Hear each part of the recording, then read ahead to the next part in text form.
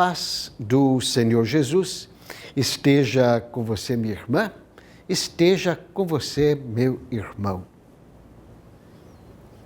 Para todas as áreas de atividade na vida, nós necessitamos de monitores, nós necessitamos de lideranças, mas lideranças que sejam inspiradoras, ou seja, lideranças que nos motivem, não aquelas lideranças assim que têm a pose de comandantes, manda fazer uma coisa, manda fazer outra. Não, lideranças que sejam inspiração, lideranças que nos ensinam, que nos motivam a desempenhar de uma forma correta e de uma forma fecunda todo e qualquer trabalho. E ao desenvolver este trabalho de uma forma correta e de uma forma fecunda, a consequência é de que se faz este trabalho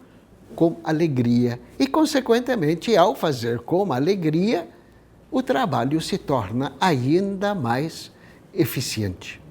No campo religioso, também, nós necessitamos deste tipo de liderança, nós necessitamos desse tipo de monitor, de instrutor. E não precisa muito para concluir que no campo religioso não existe instrutor mais balizado, mais preparado, mais capacitado para nos ensinar a maneira correta de trabalhar e conduzir o trabalho pastoral do que o próprio Jesus Cristo. Jesus é o nosso principal, primeiro pastor, pela motivação, pela inspiração que ele coloca na vida da gente.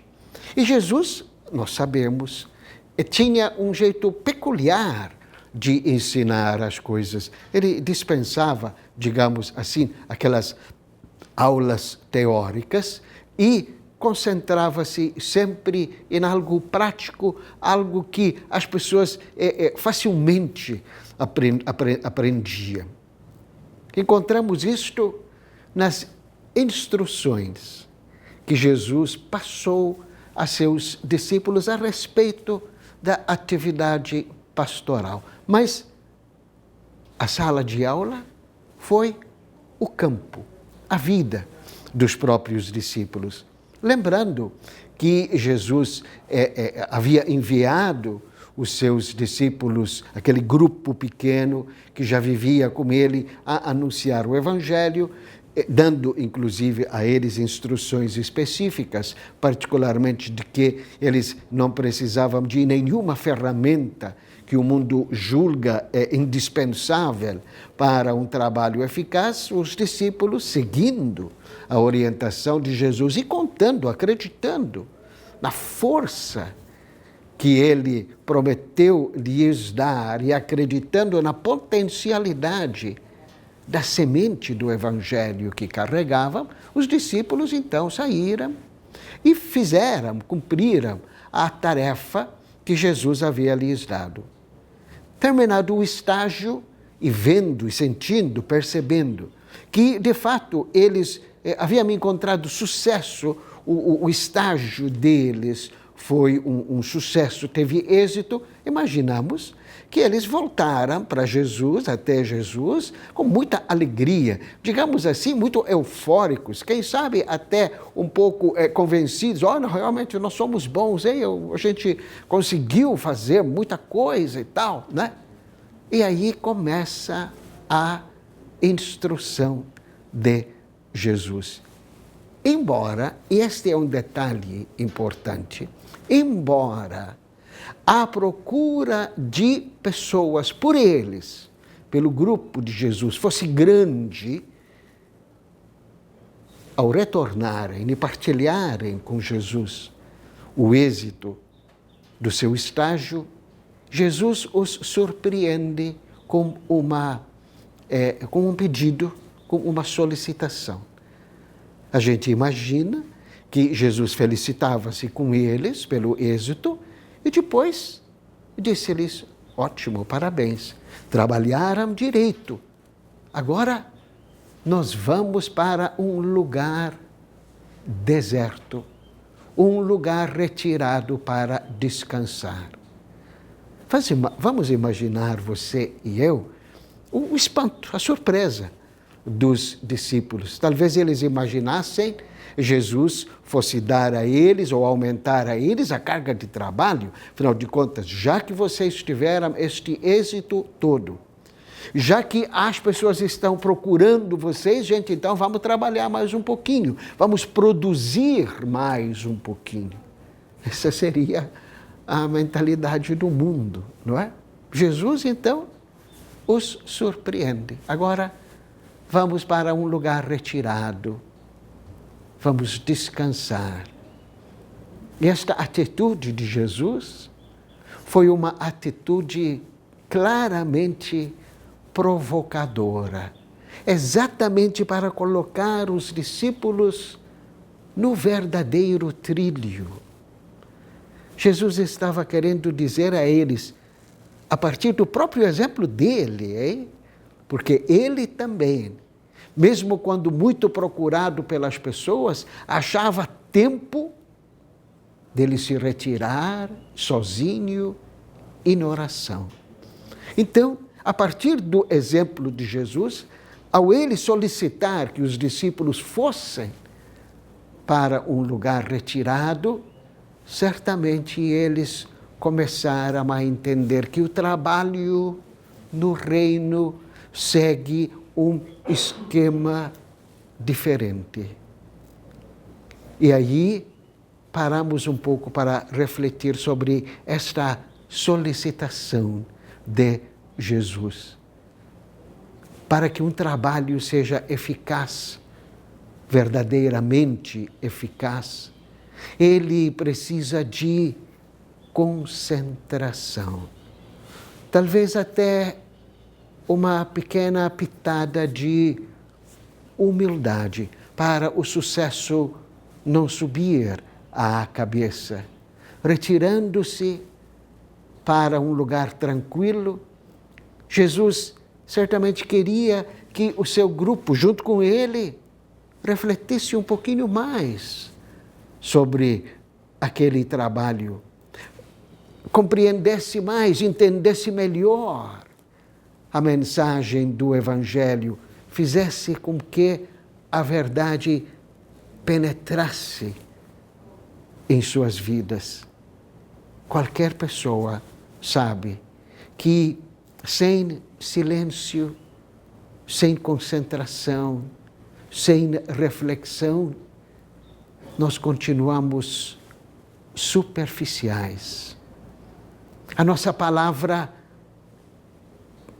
perde a sua força, perde o seu vigor. Ela se torna apenas uma palavra repetitiva, porque não criou raízes. E além de ser repetitiva, muitas vezes passa a ser também, passa a multiplicar-se, passa a ficar palavra abundante, ou seja, fala-se muito, mas sem aquela profundidade que vem do silêncio, da reflexão, que vem da meditação, de aprofundar e assimilar maior uma determinada matéria. Se isso foi importante no tempo de Jesus, quanto mais importante isso se torna hoje, quando a vida está tão cheia de interferências. Esses novos aparelhos, essa nova ferramenta que está ao alcance de qualquer um, útil, mas às vezes passa a tomar conta da vida da gente, passa a tomar conta do tempo da gente, está fazendo com que a gente ficasse muito distraído Quase que a gente fica incomodado se não tiver nada para fazer, se não tiver nada para mexer. Parece que a gente está perdendo o hábito de meditar, de aprofundar, de parar, refletir e perceber que para entender as coisas é necessário silêncio, concentração, pensamento, reflexão, aprofundamento. Estamos ficando hoje muito dispersos. E esta dispersão pode também atrapalhar o exercício da atividade pastoral. Que é importante nós também hoje pararmos para refletirmos. Será que esta dispersão, esta agitação, ou quem sabe esta preocupação em produzir, não esteja também invadindo a nossa atividade pastoral? E ao invadir a nossa atividade pastoral, está fazendo com que ela se torne muito dispersa, muito superficial, sem raízes. Falamos muito, mas impressionamos pouco, tocamos pouco o coração. A primeira orientação que Jesus dá. Devemos aos evangelistas a ocasião para a segunda instrução preciosa do Senhor Jesus. O povo continuava atrás de Jesus, sedento da sua palavra, ansioso para receber a sua luz. E ao ver a carência do povo, nos dizem os evangelistas que Jesus foi tomado de grande compaixão e começou a ensinar às pessoas muitas verdades. O segundo pré-requisito para um trabalho pastoral eficiente: compaixão. Diante da carência das pessoas, pode-se tomar duas atitudes. Uma negativa: explorar a carência das pessoas, manipular a carência das pessoas em vista de vantagens pessoais. Atender à carência das pessoas de forma assistencialista, de forma paternalista, mantendo as pessoas em sua indigência e tirando proveito desta indigência. Infelizmente, tem muita gente que se aproveita, mesmo religiosamente, da carência das pessoas. Jesus não. Jesus tem compaixão. E ao falar que Jesus tem compaixão, nós não estamos falando que Jesus tinha dó, não. Compaixão faz a pessoa agir com caridade, com a verdadeira caridade, ou seja, com uma caridade que é doação.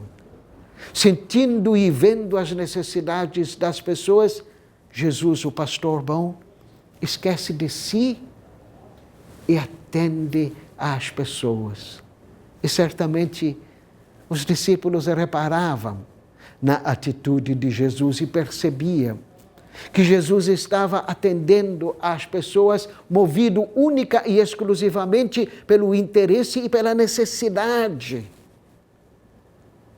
das pessoas. É isto que deve mover e motivar toda e qualquer ação, atividade pastoral.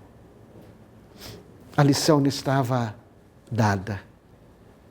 Se você deseja ser um agente pastoral verdadeiro, eficiente, eficaz, não esqueça dessas duas tarefas: o silêncio, o recolhimento prévio, para refletir e meditar sempre mais, para colocar-se em atitude de oração, para que sua palavra crie raízes e passa a ser uma palavra vigorosa. E depois, tudo o que você fizer, que não seja feito por obrigação, que não seja feito por interesse próprio, mas que seja motivado por uma verdadeira compaixão, por um verdadeiro amor, pela necessidade, pela fome, pela carência que as pessoas têm da vida e, no fim das contas, de Deus. Que a paz do Senhor Jesus permaneça com você e com todos aí em sua casa.